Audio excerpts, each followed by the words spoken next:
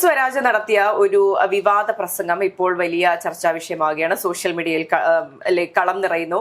അതിനെതിരെ കോടതി വിശദീകരണം തേടിയിട്ടുണ്ട്. പക്ഷെ നമ്മൾ അത് ദിവസങ്ങൾക്ക് മുൻപ് സംസാരിച്ചിരുന്നു. അദ്ദേഹം നടത്തിയ വിവാദ പരാമർശം മതസ്പർദ്ധ വളർത്തി, അത് പ്രചരിച്ചതിലൂടെ വളരെ മതപരമായി വളരെ ആഘാതമുണ്ടാക്കി എന്നൊക്കെയാണ്. കേസുമായി മുന്നോട്ട് പോയിരിക്കുന്നത് യൂത്ത് കോൺഗ്രസിന്റെ സംസ്ഥാന വൈസ് പ്രസിഡന്റ് വിഷ്ണു സുനിൽ പന്തളമാണ്. ഇപ്പോൾ കോടതി വിശദീകരണം തേടിയിട്ടുണ്ട് എം സ്വരാജിന്റെ ഈ പ്രസംഗത്തിൽ. വേണമെങ്കിൽ നേഷൻ ഫസ്റ്റ് അല്ലാതെ മറ്റേതെങ്കിലും ചാനലുകാരായിരുന്നുവെങ്കിൽ നേഷൻ ഫസ്റ്റ് ഇമ്പാക്ട് എന്നൊക്കെ പറഞ്ഞ് വേണമെങ്കിൽ ടൈറ്റിൽ അടിക്കാൻ പറ്റുന്ന ഒരു വാർത്തയായിരുന്നു എന്നുള്ളതാണ്. നമ്മൾ വിചാരിക്കുന്നില്ല, നമ്മൾ യൂട്യൂബിൽ നിന്ന് പറഞ്ഞതുകൊണ്ടാണ് ഇങ്ങനെ ഒരു കോടതി പരാമർശം ഉണ്ടായിരിക്കുന്നത് എന്നൊന്നും നേഷൻ ഫസ്റ്റിന്റെ എഡിറ്റോറിയൽ ടീം വിചാരിക്കുന്നില്ല എന്നുള്ളതാണ്. മറ്റു ചില ഓൺലൈൻ മാധ്യമ പ്രവർത്തകരെ പോലെ അല്ലെങ്കിൽ മുഖ്യധാരാ മാധ്യമ പ്രവർത്തകരെ പോലെ വായിൽ തോന്നുന്നതൊക്കെ വിളിച്ചിരുന്ന് പറഞ്ഞിട്ട് ഞങ്ങൾ പറഞ്ഞത് കൊണ്ടാണ് അയാൾ രാജിവെച്ചതെന്നും ഞങ്ങൾ പറഞ്ഞത് കൊണ്ടാണ് അയാൾ കേസിൽപ്പെട്ടതെന്നും ഒക്കെ പറയുന്നവരെ പോലെ അവകാശപ്പെടാനൊന്നും നമ്മളില്ല. നമ്മൾ ഈ വിഷയം സംസാരിച്ചത് കൃത്യമായി പറഞ്ഞാൽ കഴിഞ്ഞ ത്രിതല പഞ്ചായത്ത് തിരഞ്ഞെടുപ്പിൽ കേരളമാകെ ആടി ഉലഞ്ഞൊരു പാട്ടുണ്ട്. പോറ്റിയെ കേറ്റിയെ അയ്യപ്പന്റെ സ്വർണം മൊത്തം അടിച്ചു മാറ്റി എന്നൊക്കെ പറഞ്ഞിട്ട് ഇറങ്ങിയ ഒരു പാട്ട്. ഈ പാട്ട് സത്യത്തിൽ ഈ പാട്ട് കൊണ്ടാണ് ഇവിടുത്തെ ഇടത് കോട്ടകൾ തകർന്നത് എന്നൊക്കെ ഇടതുപക്ഷം വെറുതെ അങ്ങ് വിചാരിക്കും. ഇങ്ങനെയൊന്നും അല്ല. ഈ പാട്ട് ട്രെൻഡായത് ഇലക്ഷന് ശേഷം കുട്ടിക്കലാശങ്ങളിലൊക്കെ ആണ് എന്നാണ് ഞാൻ പറഞ്ഞത്. ഞങ്ങളുടെ പഞ്ചായത്തിലൊന്നും ഈ പാട്ടൊന്നും വെച്ചിട്ടൊന്നും അല്ല ഞങ്ങളുടെ പഞ്ചായത്തൊന്നും UDF പിടിച്ചത് എന്നുള്ളതാണ്. പോട്ടെ, അതുമായി ബന്ധപ്പെട്ട് ഈ ഇടതുപക്ഷ വിശ്വാസികളും നേതാക്കന്മാരും ഒക്കെ ഈ പാട്ടിലൂടെ ആചാരലംഘനം നടന്നുവെന്നും അയ്യപ്പനെ കളിയാക്കിയെന്നും ശബരിമലയുടെ വിശ്വാസങ്ങളെ ചോദ്യം ചെയ്തു എന്നും ഒക്കെ പറഞ്ഞു വന്നപ്പോൾ ഇവരുടെ അയ്യപ്പ സ്നേഹത്തെ ചോദ്യം ചെയ്തുകൊണ്ട് നമ്മൾ ചെയ്തൊരു വീഡിയോയിലാണ് ഈ കേരളവർമ്മ കോളേജിലെ ആർത്തവ രക്തത്തിലൂടെ ഇറങ്ങി വരുന്ന ശ്രീധർമ്മശാസ്താവിന്റെ ബിംബത്തെ കുറിച്ച് സംസാരിച്ചു വന്നപ്പോൾ ഈ പറയപ്പെടുന്ന എം സ്വരാജിന്റെ ഈ പ്രസംഗം കൂടി നമ്മൾ ചർച്ചയാക്കിയത്. നോക്കൂ, എം സ്വരാജിനെ സംബന്ധിച്ചിടത്തോളം എം സ്വരാജ് ചില വേദികളിലൊക്കെ ഇരുന്ന് ഹൈന്ദവ ഉപനിഷത്തുകളെയും വേദങ്ങളെയും ഒക്കെ കോട്ട് ചെയ്തുകൊണ്ട് സംസാരിക്കുന്ന കണ്ടിട്ട് വാ വിളിച്ചിരുന്നിട്ടുണ്ട് ഞാൻ. സത്യം, അദ്ദേഹത്തിന്റെ ജ്ഞാനം, വിവരം, ആഴത്തിലുള്ള പഠിപ്പ്, വായന, എഴുത്ത്, ഇതൊക്കെ കണ്ടിട്ട് പിന്നെ അദ്ദേഹത്തിന്റെ പുസ്തകങ്ങളെയൊക്കെ വിമർശിക്കുന്നവരും അതിലെ ചില കോട്ടുകളൊക്കെ എടുത്തു വെച്ച് കളിയാക്കുന്ന ആളുകളും ഒക്കെ ഉണ്ട്. നമുക്ക് അത്രയും വലിയ ആഴത്തിലുള്ള പഠനമോ ആഴത്തിലുള്ള അറിവോ ഇല്ലാത്തത് കൊണ്ട് അതിനെക്കുറിച്ചൊന്നും സംസാരിക്കുന്ന ആളല്ല. പക്ഷെ ഒരു മലയാളി എന്ന നിലയിൽ ശബരിമല എന്ന് പറയുന്നത് ഒരു വലിയ വിശ്വാസ കേന്ദ്രമാണ്. ഹൈന്ദവന്റെ മാത്രമല്ല, ഇസ്ലാം മത വിശ്വാസികളുടെയും ക്രൈസ്തവരുടെയും അടങ്ങുന്ന കേരള സമൂഹത്തിന്റെ മുഴുവൻ വിശ്വാസ കേന്ദ്രമായ ശബരിമലയെ സംബന്ധിക്കുമ്പോൾ കേരളത്തിൽ ജനിച്ച് കേരളത്തിൽ വളർന്ന് കേരളത്തിൽ തന്നെ കുടികൊള്ളുന്ന ഒരേ ഒരു ഭഗവാൻ ശാസ്താവാണ്, അല്ലെങ്കിൽ അയ്യപ്പനാണ്, ശബരിമല അയ്യപ്പനാണ്. അതിന്മേലുള്ള കഥകളും വഴിത്തിരിവുകളും ഒക്കെ ഒട്ടനവധി നമ്മൾ തന്നെ കേട്ടിട്ടുണ്ട്. അതവിടെ നിൽക്കട്ടെ. നിലവിൽ 12 രാജകുമാരനായിരുന്ന അയ്യപ്പൻ ശാസ്താവിൽ വിലയം പ്രാപിച്ചുവെന്നും അവിടെ മഹാസമാധിയായി മണിമണ്ഡപത്തിൽ കുടികൊള്ളുന്നുവെന്നും അദ്ദേഹത്തിന്റെ ഊർജം, ആത്മാവ് ശാസ്താവിൽ വിലയം പ്രാപിച്ചുവെന്നും ഒക്കെ നമ്മൾ വിശ്വസിച്ചു പോരുന്നു, ആരാധിച്ചു പോരുന്നു. എല്ലാ മനുഷ്യർക്കും വൈകാരികമായ ഒരു അടുപ്പമാണ് ശബരിമലയോടുള്ളത്. നടന്ന് 41 ദിവസം വ്രതം നോറ്റ് മല കയറി കഷ്ടപ്പെട്ട് അവിടെ ചെല്ലുമ്പോൾ നീ തിരയുന്നത് ആരെയോ അത് നിന്നിനുള്ളിൽ തന്നെയാണ് എന്ന് പറഞ്ഞു തരുന്ന ലോകത്തെ ഏറ്റവും വലിയ തത്വം മനുഷ്യനെ പഠിപ്പിക്കുന്ന, വർഗീയത നിറഞ്ഞു നിൽക്കുന്ന ഈ നാട്ടിൽ വാവരിസ്വാമിക്ക് കൃത്യമായി പ്രതിഷ്ഠ നൽകിക്കൊണ്ട് ഒരു മുസ്ലിം സഹോദരനെ കൂടി ചേർത്ത് പിടിച്ചുകൊണ്ട് ഒരു ഹൈന്ദവ ആരാധനാലയം മുന്നോട്ട് പോകുമ്പോൾ ഇവിടുത്തെ ക്രൈസ്തവരായിട്ടുള്ള ആളുകളും ഹൈന്ദവരായിട്ടുള്ള ആളുകളും ഇസ്ലാം മതവിശ്വാസികളായിട്ടുള്ള ആളുകളും ഒരുപോലെ ആരാധിക്കുന്ന, ബഹുമാനിക്കുന്ന ശബരിമല പോലെയുള്ള ഒരു സങ്കേതത്തെ, ഒരു ദേവസങ്കേതത്തെ, അവിടുത്തെ ദേവതാ സങ്കല്പത്തെ കുത്തിത്തിരിപ്പുണ്ടാക്കി ഒരു പ്രസംഗത്തിലൂടെ അപമാനിക്കുന്ന തരത്തിൽ എം സ്വരാജ് എന്ന് പറയുന്ന ഇടതുപക്ഷ നേതാവ് അദ്ദേഹം അവതരിപ്പിച്ച ഒരു പ്രസംഗമാണ് നമ്മളന്ന് ചോദ്യം ചെയ്തത്. ആ പ്രസംഗം ഒരുപാട് ചർച്ചയായതാണ്, പിന്നീട് മറന്നുപോയതാണ്. ആ വിഷയത്തെ വീണ്ടും കോടതിയുടെ മുന്നിലെത്തിച്ച യൂത്ത് കോൺഗ്രസിന്റെ സംസ്ഥാന ഉപാധ്യക്ഷനായിരിക്കുന്ന വിഷ്ണു സുനിൽ പന്തളം, അദ്ദേഹത്തിനുള്ള നന്ദിയും കടപ്പാടും പറയാതിരിക്കാൻ നിവർത്തിയില്ല. അതൊരിക്കൽ കൂടി രേഖപ്പെടുത്തുകയാണ്. വിഷ്ണു സുനിൽ പന്തളത്തെ നമ്മൾ ബന്ധപ്പെടാൻ ശ്രമിക്കുന്നുണ്ട്. പറ്റുമെങ്കിൽ അദ്ദേഹത്തെ ഒരു ചർച്ചയിൽ ഈ വിഷയവുമായി ബന്ധപ്പെട്ട് കൊണ്ടുവരുവാൻ നമ്മൾ ശ്രമിക്കുന്നതാണ്. എന്താണ് എം സ്വരാജ് പറഞ്ഞതിലെ അർത്ഥം? അതിന് 2 പ്രശ്നങ്ങളുണ്ട്. ഒന്ന്, ആചാരപരമായ പ്രശ്നമുണ്ട്. 2, ആ കഥയിലെ വിശ്വാസവുമായി ബന്ധപ്പെട്ട പ്രശ്നമുണ്ട്. ആദ്യം വിശ്വാസത്തിലേക്ക് തന്നെ എടുക്കാം. ശബരിമലയിൽ നമ്മൾ കേട്ടു മറന്നൊരു കഥയാണ്. ശബരിമലയിൽ ശ്രീധർമ്മശാസ്താവിന്റെ പ്രതിഷ്ഠയ്ക്കും ഇപ്പുറത്തേക്ക് അവിടെ ഒരു മണിമണ്ഡപത്തിന് ഇപ്പുറത്ത് അവിടെ കുടികൊള്ളുന്ന മാളികപ്പുറത്തമ്മ എന്ന് പറയുന്ന ദേവതാ സങ്കല്പം. ഈ സ്വാമി അയ്യപ്പൻ സിനിമ ഇറങ്ങിയ വർഷങ്ങൾക്ക് മുമ്പ് ഇറങ്ങിയ സ്വാമി അയ്യപ്പൻ എന്ന് പറയുന്ന സിനിമയ്ക്ക് ശേഷമാണ്, അതിലെ കഥയാണ് ഈ പറയപ്പെടുന്ന മാളികപ്പുറത്തമ്മ അയ്യപ്പന്റെ കാമുകിയാണെന്നും മാളികപ്പുറത്തമ്മയ്ക്ക് അയ്യപ്പനെ വിവാഹം കഴിക്കാനുള്ള താല്പര്യം പ്രകടിപ്പിച്ചപ്പോൾ ഞാൻ ഇവിടെ എന്തായാലും വിലയം പ്രാപിക്കാൻ പോവുകയാണ്, അവിടെ ശ്രീകോവിലിൽ നീ ഇരുന്നുകൊള്ളൂ, എന്നെങ്കിലും ഒരിക്കൽ ഒരു മണ്ഡലകാല സമയത്ത് ഒരു കന്നി അയ്യപ്പൻ മല ചവിട്ടാത്ത ഒരു വർഷമുണ്ടായാൽ ആ വർഷം ഞാൻ താങ്കളെ വിവാഹം കഴിച്ചുകൊള്ളാം എന്നുള്ളതുമാണ് സ്വാമി അയ്യപ്പൻ സിനിമയിൽ പറഞ്ഞു വെച്ച കഥ. ഈ കഥയെ എടുത്തു പിടിച്ചുകൊണ്ടാണ് എം സ്വരാജ് ഈ പ്രസംഗം നടത്തുന്നത്. അത് മാത്രവുമല്ല, ഒരു വർഷം പോലും കന്നി അയ്യപ്പന്മാർ മല ചവിട്ടാത്ത വർഷമില്ല. അതറിയാവുന്ന അയ്യപ്പൻ ഈ പറയപ്പെടുന്ന മാളികപ്പുറത്തമ്മയെ വിവാഹം കഴിക്കാതിരിക്കാൻ അങ്ങനെ ആരെങ്കിലും ഒരു പ്രണയാഭ്യർത്ഥന നടത്തുന്ന, വിവാഹ അഭ്യർത്ഥന നടത്തുന്ന ഒരാളെ ദേവീ സങ്കല്പത്തിൽ കൊണ്ടുപോയി പ്രതിഷ്ഠ ചെയ്യുമോ എന്നുള്ളത് മറ്റൊരു ചോദ്യമാണ്. പക്ഷെ ഇവിടുത്തെ കഥ എന്താണ്? പന്തളം രാജകുടുംബവും അല്ലെങ്കിൽ അതുമായി ബന്ധപ്പെട്ട കുടുംബങ്ങൾ, അതായത് ശബരിമലയുമായി ബന്ധപ്പെട്ട് അവകാശങ്ങളുള്ള ഒട്ടനവധി കുടുംബങ്ങളുണ്ട്. ഇവരോടൊക്കെ സംസാരിക്കുമ്പോൾ പാണ്ഡ്യ രാജാക്കന്മാര് കേരളത്തിലേക്ക് വന്ന് പന്തളം രാജവംശം സ്ഥാപിക്കുകയും പന്തളം രാജവംശത്തിന്റെ പിന്നീടുള്ള കഥകൾ പലതാണ്. അയ്യപ്പന്മാരെ കുറിച്ച് പല കഥകൾ കേട്ടിട്ടുണ്ട്.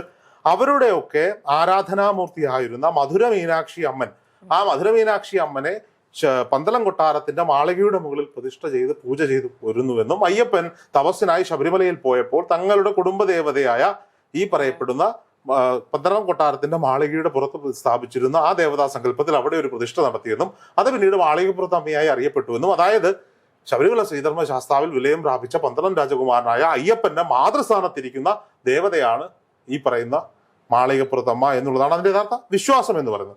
ഇത് മനസ്സിലാക്കാതെ അജയത്തറയിൽ, അതായത് കോൺഗ്രസിന്റെ അജയത്തറയിൽ ദേവസ്വം ബോർഡ് മെമ്പറായിരിക്കുന്ന ആ ഭരണസമിതി പണ്ട് ഈ ശബരിമലയിൽ ഒരു ചടങ്ങുണ്ട്, മണ്ഡല മകരവിളക്കുമായി ബന്ധപ്പെട്ട് മാളികപ്പുറത്തമ്മ ശരംകുത്തിയിലേക്ക് എഴുന്നള്ളി ശരംകുത്തിയിൽ ശരമുണ്ടോ എന്ന് നോക്കും. അതായത് കന്യായ്യപ്പന്മാർ വന്നിട്ടുണ്ടോ എന്ന് നോക്കിയിട്ട് തിരിച്ചു. ഇതിനെ ഇങ്ങനെയാണ് വളച്ചൊടിച്ചു വെച്ചിരിക്കുന്നത്. സത്യത്തിൽ ആ കഥ എന്താണെന്ന് വെച്ചാൽ, മണിമണ്ഡപത്തിൽ ഇരിക്കുന്ന ശാസ്താവ് അയ്യപ്പൻ, മണിമണ്ഡപത്തിലിരിക്കുന്ന അയ്യപ്പൻ കൊമ്പൻ മീശയോടുകൂടിയ തിടമ്പിൽ എഴുന്നള്ളി ഇവിടെ വരും, ഇവിടെ ശരംകുത്തിയിലെത്തും. അതായത് ആ വാദ്യഘോഷങ്ങളോടുകൂടി വന്ന് അവിടെ ഉത്സവം അവസാനിപ്പിച്ച് ആ മലകൾക്ക് കാവൽ നിൽക്കുന്ന ഭൂതഗണങ്ങളെയും കൂട്ടി നിശബ്ദമായി വീണ്ടും തപസ്സിലേക്ക് മടങ്ങിപ്പോകുന്ന ഒരു ചടങ്ങിനെ മാളികപ്പുറത്തമ്മയുടെ എഴുന്നള്ളിപ്പായി തിരിച്ചു വെച്ചു.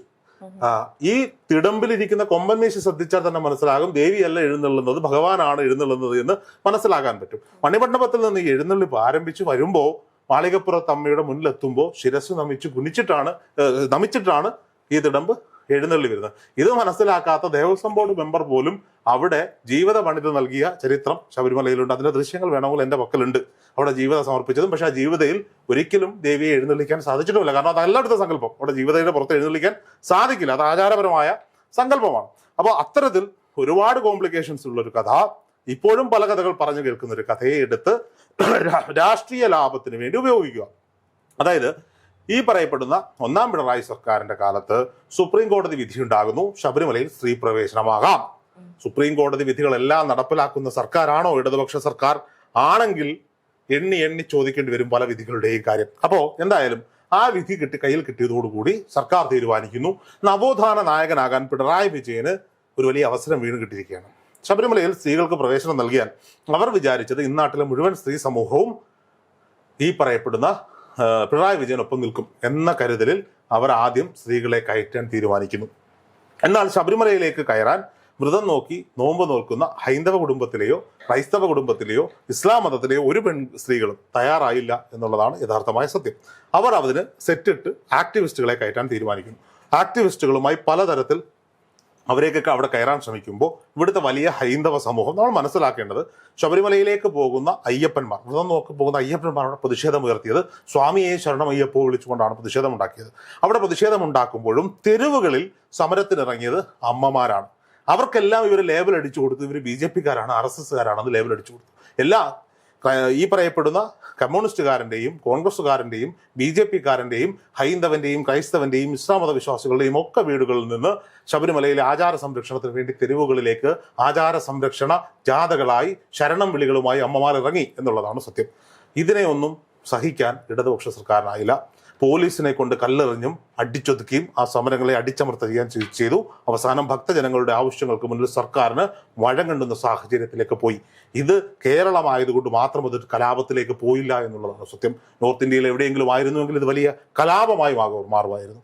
അവിടെ പിണറായി വിജയന്റെ ആ ശ്രമങ്ങൾ പരാജയപ്പെട്ടപ്പോൾ ഇടതു ബുദ്ധിജീവികൾ എഴുന്നേറ്റു. അവർക്ക് കിട്ടിയ വേദികളിലൊക്കെ അവർ ഈ കഥകൾക്ക് പല മാനങ്ങൾ ചമച്ചു. അങ്ങനെ ചമച്ചൊരു മാനത്തിൽ ഒന്നാണ് ഈ പറയപ്പെടുന്ന എം സ്വരാജിന്റെ കഥ. അതായത് ശബരിമലയിൽ സ്ത്രീകളെ പ്രവേശിപ്പിച്ചതുകൊണ്ട് ആചാരലംഘനം നടന്നിട്ടുണ്ടെങ്കിൽ അതിനുശേഷം വന്ന രണ്ടാം പ്രളയം, ഈ രണ്ടാം പ്രളയത്തിന്റെ കാലഘട്ടത്തിൽ ചിങ്ങമാസം 1-ാം തീയതി പമ്പയാറ് സംഹാരമൂർത്തിയായി നിറഞ്ഞൊഴുകുമ്പോൾ പമ്പയാറ് കടന്ന് ശബരിമലയിലേക്ക് അവിടുത്തെ ദേവസ്വം തന്ത്രിക്കോ ഭക്തജനങ്ങൾക്കോ എത്താൻ പറ്റാത്ത സാഹചര്യമുണ്ട്. ചിങ്ങമാസം 1 എന്ന് പറഞ്ഞാൽ നിറപുത്തരിയാണ്. നിറപുത്തരി ഉത്സവത്തിന് ശബരിമലയിലേക്ക് തന്ത്രി എത്തിയത് പൊന്നമ്പലമേട് ഇറങ്ങിയാണ് അവിടേക്ക് തന്ത്രി എത്തുന്നത്. നിറപുത്തരി ആഘോഷങ്ങൾ ആളും ആരവും ഇല്ലാതെ സന്നിധാനത്തുണ്ടായ ചുരുക്കം ആളുകളെ വെച്ച് നടത്തുന്ന ഒരു സാഹചര്യം ഉണ്ടാകുന്നു. ഇനി നിങ്ങൾ സ്വാമി അയ്യപ്പൻ സിനിമയിലെ കഥ എടുക്കുകയാണെങ്കിൽ പോലും മണ്ഡല മകരവിളക്ക് സീസണിൽ, അതായത് വൃശ്ചികമാസം 1-ാം തീയതി മുതൽ 41 ദിവസം നടക്കുന്ന മണ്ഡല കാലത്തും അതിനുശേഷം നടക്കുന്ന മകരവിളക്ക് ഉത്സവത്തിനും അവിടെ കന്യയ്യപ്പന്മാർ വന്നില്ലെങ്കിൽ എന്നാണ് സ്വാമി അയ്യപ്പനിൽ പോലും ആ കഥ എഴുതി വെച്ചിരിക്കുന്നത്. ഇദ്ദേഹം പറഞ്ഞ എന്താ, ചിങ്ങമാസം 1 മണ്ഡലകാലമാണോ മകരവിളക്ക് ഉത്സവമാണോ? ഒന്നുമല്ല. മാസം തൊഴിലിന് ഒരു ദിവസം മാത്രം തുറന്നിരുന്ന ശബരിമല പിന്നീട് ഭക്തജന തിരക്കുകൾ മനസ്സിലാക്കിക്കൊണ്ടാണ് 5 ദിവസത്തേക്ക് കൂട്ടുന്നത്. ഈ സമയത്ത് കന്യയ്യപ്പന്മാർക്ക് വരാൻ പറ്റിയില്ല, പ്രളയമായിരുന്നു. അപ്പോ ബ്രഹ്മചാരിയായിരിക്കുന്ന ശബരിമല അയ്യപ്പൻ, ശബരിമല ശാസ്താവിന് കന്യയ്യപ്പന്മാർ വരാത്തത് കൊണ്ട് മാളികപ്പുറത്തമ്മയെ കല്യാണം കഴിച്ചുവെന്നും അതുകൊണ്ട് അയ്യപ്പന്റെ ബ്രഹ്മചര്യം മുറിഞ്ഞു എന്നുമാണ് ഈ പറയപ്പെടുന്ന എം സ്വരാജ് പ്രസംഗം. എത്ര വലിയ നിന്ദയാണത്. നോക്കൂ, ഇതിൽ വിശ്വസിക്കുകയോ വിശ്വസിക്കാതിരിക്കുകയോ ചെയ്യുക അത് ഓരോരുത്തരുടെയും വ്യക്തി സ്വാതന്ത്ര്യം. മേഘയുടെ വിശ്വാസങ്ങളായിരിക്കില്ല എൻ്റെ വിശ്വാസങ്ങളായിരിക്കില്ല മറ്റൊരാളുടെ വിശ്വാസം. പക്ഷേ ഒരാളുടെ വിശ്വാസങ്ങളെ ചോദ്യം ചെയ്യാൻ നിങ്ങൾക്ക് എന്താണ് അധികാരമുള്ളത്? ഞാൻ വിചാരിക്കുകയാണ്, എന്നെ സംബന്ധിച്ചിടത്തോളം ഒരു ഉദാഹരണം പറയുകയാണ്. എൻ്റെ ഏറ്റവും വലിയ വിശ്വാസം എനിക്കെല്ലാ ദിവസവും രാവിലെ കണ്ണാടിയിൽ നോക്കി എൻ്റെ മുഖം നോക്കി തൊഴുന്നതാണ്. അതെൻ്റെ വിശ്വാസമാണെന്നേ. എൻ്റെ നിഴലിനെ, എൻ്റെ പ്രതിബിംബത്തെയാണ് എനിക്കിഷ്ടമെങ്കിൽ എനിക്കത് ആരാധിക്കാനുള്ള സ്വാതന്ത്ര്യം ഈ നാട്ടിലെ ഈ ഭരണഘടന എനിക്ക് ഉറപ്പുവരുത്തുന്നുണ്ട്. അപ്പോൾ ഒരു വലിയ സമൂഹം, അത് കേരളത്തിലെ മാത്രമല്ല ഭാരതത്തിലെ ഒരു വലിയ വിശ്വാസ സമൂഹം അവരുടെ സഹോദരനായി, രക്ഷകർത്താവായി, ബിസിനസ് പാർട്ണറായി ഒക്കെ കാണുന്ന ഒരു ദേവതാ സങ്കല്പമാണ് ശബരിമലയിലെ അയ്യപ്പന്റെ. തമിഴ്നാട്ടിൽ നിന്നും കർണാടകയിൽ നിന്നും തെലങ്കാനയിൽ നിന്നും വരുന്ന ഭക്തജനങ്ങൾ ലക്ഷങ്ങളാണ് അവിടെ കൊണ്ടുവന്ന് സമർപ്പിക്കുന്നത്. എന്തിനാ? അവരുടെ ഒരു വർഷത്തെ ബിസിനസിന്റെ ഒരു പങ്ക് മാറ്റിവെക്കും ശബരിമല അയ്യപ്പന് വേണ്ടിയിട്ട്. അത്രയും വലിയ വിശ്വാസ കേന്ദ്രത്തിനെ കേരളത്തിൽ നിന്നുള്ള അയാൾ ഹൈന്ദവ കുടുംബത്തിൽ പുറന്നൊന്നും പറയാൻ ഞാൻ ആഗ്രഹിക്കുന്നുമില്ല, അങ്ങനെ പറയാൻ വെക്കുന്നില്ല. ഒരു നേതാവ് വന്നു നിന്ന് പറയാണ് അയ്യപ്പന്റെ കല്യാണം നടത്തി കൊടുക്കുകയാണ് എം സ്വരാജ്. പിന്നീട് നടന്ന തിരഞ്ഞെടുപ്പുകളിൽ എവിടെയെങ്കിലും എം സ്വരാജിന് ജയിക്കാൻ സാധിച്ചിട്ടുണ്ടോ? അത് ഭഗവാന്റെ കഴിവ് കൊണ്ടോ ഭഗവാന്റെ ശാപം കൊണ്ടോ ഒന്നും അല്ല, ജനങ്ങൾ മനസ്സിലാക്കിയത് കൊണ്ടാണ്. എം സ്വരാജ് എന്ന് പറഞ്ഞാൽ ഭാവിയിൽ ഇടതുപക്ഷത്തിന്റെ ഭാവിയിലെ പിണറായി വിജയനാണെന്ന് കരുത്തിയെടുത്തതെന്ന് കേരള രാഷ്ട്രീയത്തിൽ ഒന്നുമില്ലാതായിപ്പോയത് ഈ അഹന്തയും ഈ അഹങ്കാരവും കൊണ്ടാണ്. ഇത്രയും ബുദ്ധിജീവിയായ, ഇത്രയും ആഴത്തിൽ പഠനമുള്ള, ഇത്തരത്തിൽ ആഴത്തിൽ വായനയുള്ള, വിവരമുള്ള ഒരു വിഷയത്തെക്കുറിച്ച് കൃത്യമായി അവതരിപ്പിക്കാൻ അറിയാവുന്ന ഫോളോവേഴ്സ് ഉള്ള ഒരു നേതാവ് സ്വന്തം തലക്കനം കൊണ്ട്, അഹങ്കാരം കൊണ്ട്, വായിൽ കിടക്കുന്ന നാക്കിന്റെ കുഴപ്പം കൊണ്ട് ഒരു സമൂഹത്തിന്റെ മൊത്തം വെറുക്കപ്പെട്ടവനായി പോകേണ്ടുന്ന കാഴ്ച നമ്മൾ കണ്ടു. ശബരിമല അയ്യപ്പന്റെ കല്യാണം നടത്തിയപ്പോൾ കട്ട സഖാക്കന്മാർക്ക് പോലും അത് സഹിക്കാൻ ഇടവന്നില്ല. അത് വീണ്ടും കോടതിയിൽ ഇപ്പോൾ ചർച്ചയാകുന്നു. കോടതി അതിന്മേൽ അന്വേഷണം ആരംഭിക്കാൻ പോകുന്നു. 10 ദിവസം മുമ്പ് ഈ വിഷയം നമ്മളെ കൊണ്ട് സംസാരിപ്പിച്ചത് പോലും ശബരിമല അയ്യപ്പന്റെ അനുഗ്രഹമായിട്ട് ഞാൻ കാണുന്നു. മേഘയ്ക്ക് കാണുകയോ കാണാതിരിക്കുകയോ ചെയ്യാം. ഞാൻ അതിനെ അങ്ങനെയാണ് വിശ്വസിക്കുന്നത്. അല്ലാതെ ഞാൻ തുടക്കത്തിൽ പറഞ്ഞതുപോലെ മറ്റു ചില ഓൺലൈൻ മാധ്യമങ്ങൾ പറയുന്നത് പോലെ ഞങ്ങളുടെ ഇടപെടലുകൾ ഉണ്ടെന്നല്ല, ഇത് ഭഗവാൻ അയ്യപ്പന്റെ ഇടപെടലാണ്.